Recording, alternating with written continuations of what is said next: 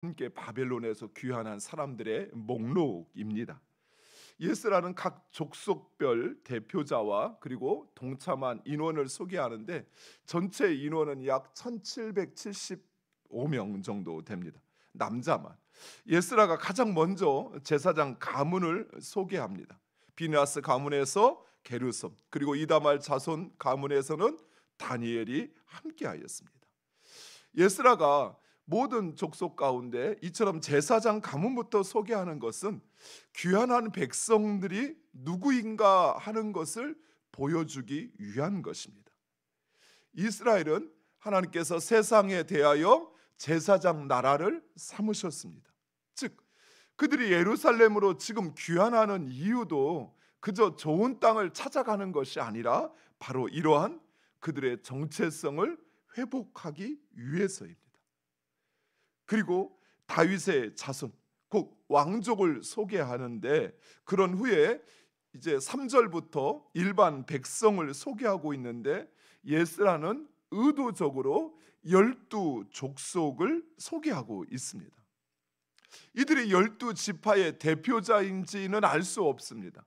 그러나 예스라는 12지파로 상징되어는 하나님의 언약 백성을 연상케 하기 위한 것인지 12지파의 족장들과 그리고 그들과 함께한 이들을 소개하고 있습니다.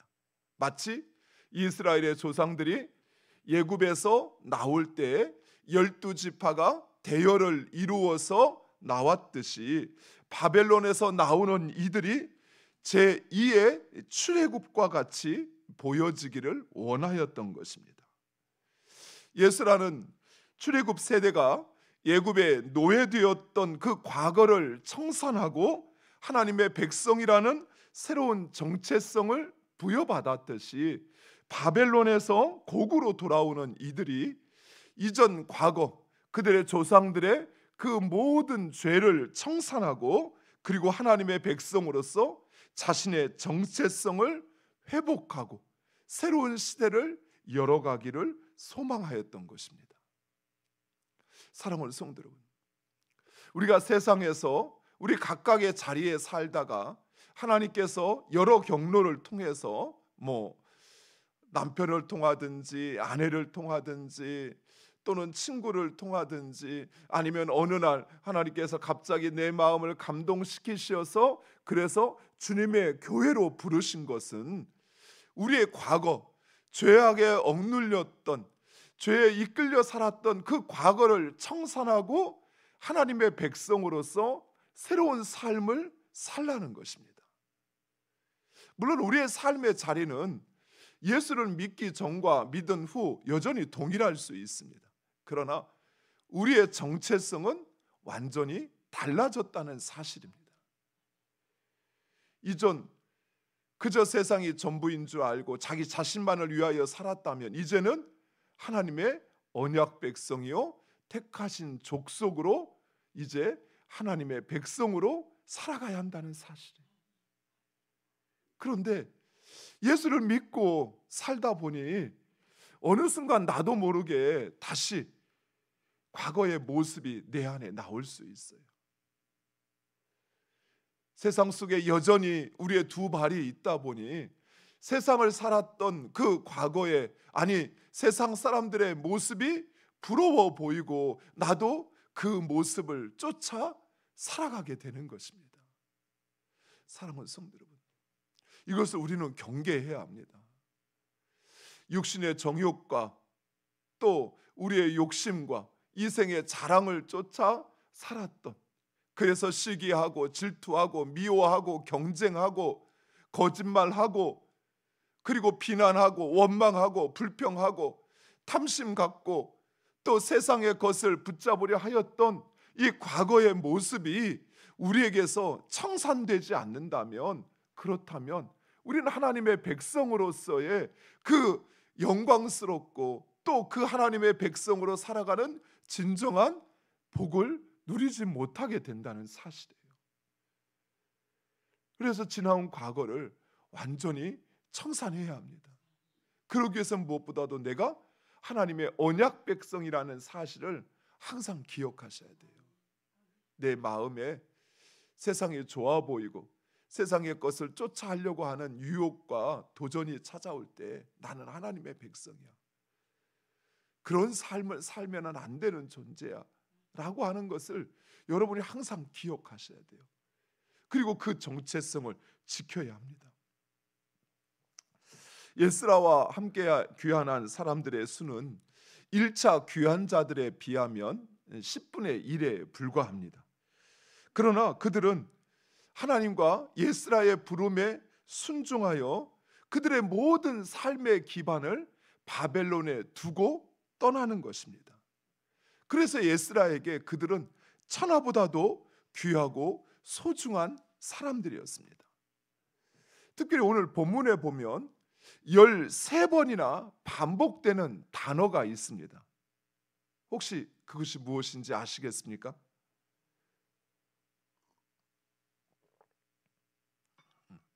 바로 함께라는 단어입니다. 각 족속의 족장, 대표자를 소개하고 그와 함께한 자가, 그와 함께한 자가, 이 단어가 13번이나 반복됩니다. 지금 바벨론을 떠나는 2차 포로 귀환자들은 예루살렘을 떠나온 지 150년이 지났습니다. 70년이 됐을 때 1차 귀환이 있고 에스라는 그로부터 약 80년이 지난, 그러니까 예루살렘을 떠나온 지 150년이 지났기에 이미 예루살렘을 떠나온 사람들은 다 죽고 그들의 후손들이었습니다. 이제 그들은 바벨론 사람이 다 되어버렸습니다. 하지만 그들은 오직 하나님의 부름에 그리고 서로 함께 하였기에 바벨론을 떠나 예루살렘을 향하여 나아가고 있는 것입니다. 사랑하는 성도 여러분, 주님의 교회 안에 있는 우리 역시 혈육도 다르고 출신도 다르고 성향도 각각 기질도 다릅니다. 그러나 하나님께서 우리를 부르시어서 예수 그리스도로 말미암아 하나 되게 하셨습니다. 그래서 주님의 나라, 그 나라를 이뤄가고 그 나라를 살아가는 동반자가 되게 하신 것입니다. 우리가 이 길을 갈 수 있는 여러 가지의 동력이 있지만 첫 번째는 하나님께서 우리를 부르셨다는 사실, 우리를 구원하시어 주님의 교회로 인도하였다는 바로 그 사실, 그리고 우리가 함께라는 사실입니다.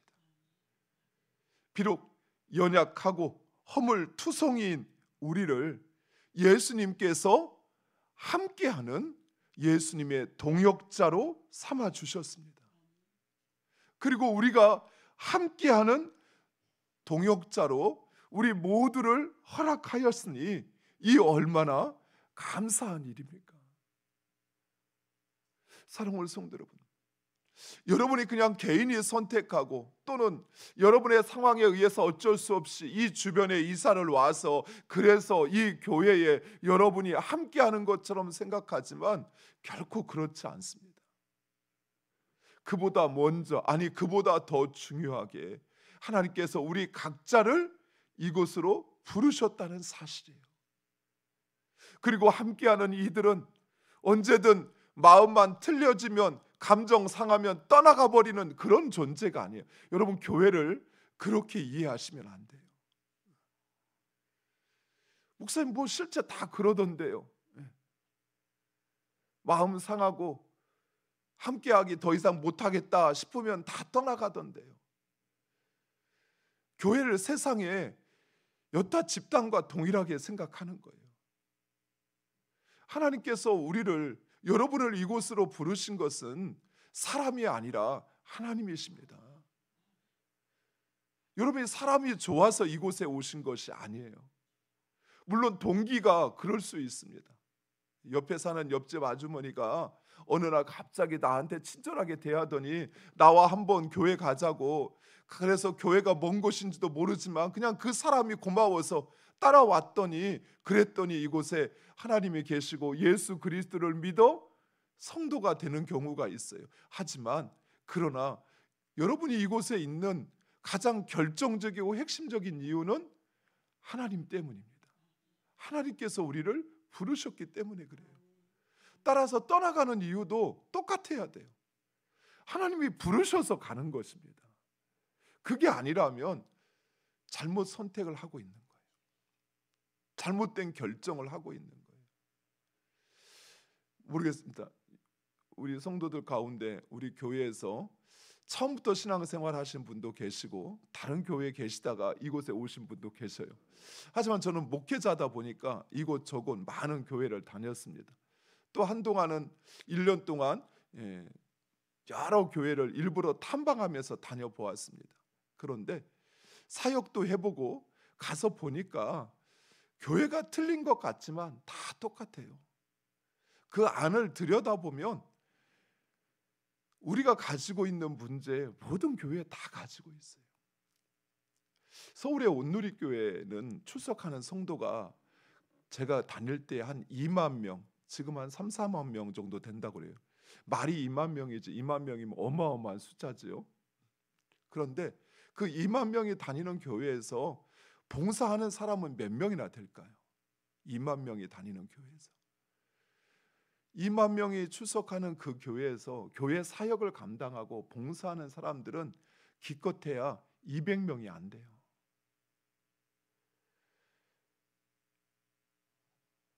실제 교회라고 하는 것이 그곳에서 온전히 충성하고 헌신하고 또 그 교회를 온전히 운영될 수 있도록 돕고 섬기는 사람은 그리 많지 않아요. 그런데 그 200명 정도, 200~300명 정도 되는 그 숫자들이 그 안에서도 또 지지고 볶고 싸우고 또 때로는 서로 토라지기도 하고 또 함께하는 게 힘들어지기도 하고 이런 일들이 벌어져요. 모든 교회가 다 그렇습니다. 겉으로 보기에는 이 교회 평안한 것 같고 이 교회 아무런 문제 없는 것 같고 좋은 것 같아 보여도 가서 들여다보면 그 안에 이런저런 사람들이 다 있고 그 안에 낱말하는 사람들이 있고 묵묵히 그 자리를 지키는 사람도 있고 그 안에 앞장서서 어떤 일들을 막 추진하는 사람도 있고. 그러나 중요한 것은 그들을 그곳에 부르셔서 행하게 하신 분은 하나님이십니다.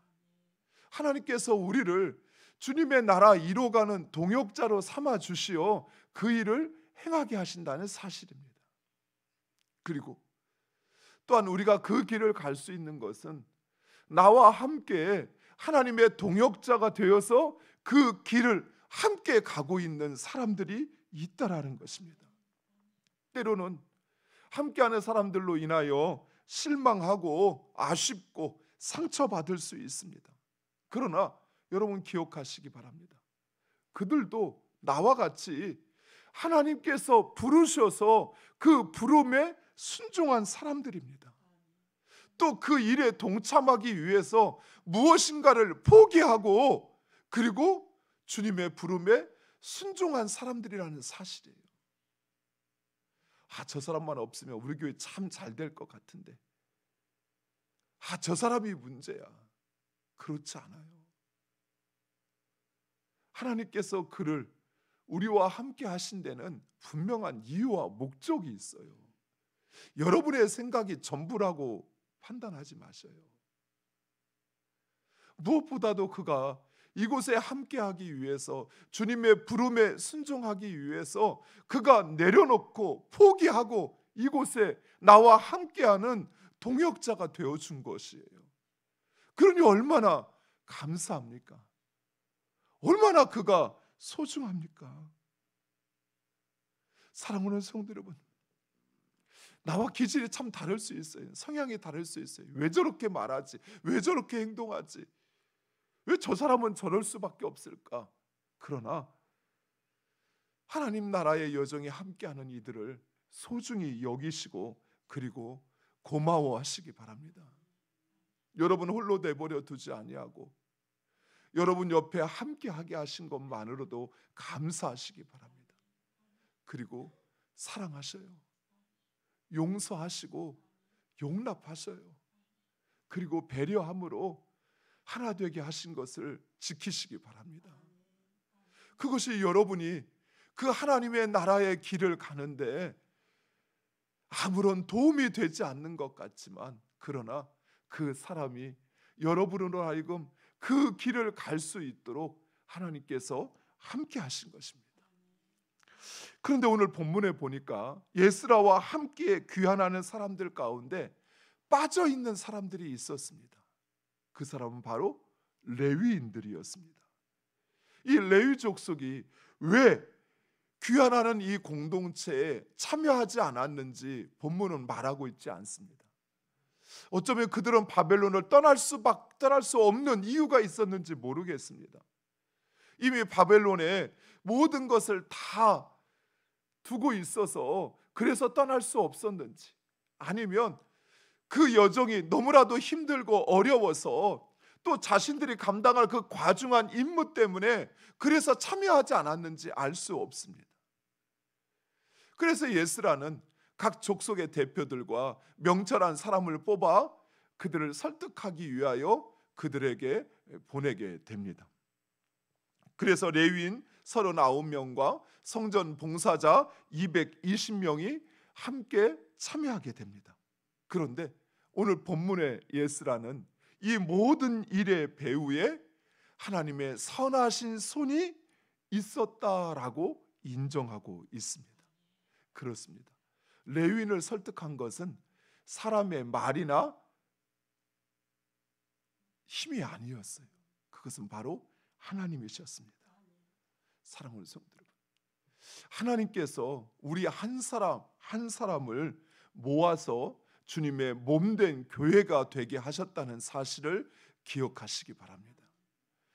혹시나 여러분이 누군가를 미워한다면, 여러분이 누군가를 판단하고 비난하고 있다면 그 사람은 바로 나의 지체라는 사실, 또한 그는 주님의 몸된 지체라는 사실을 잊지 마시기 바랍니다.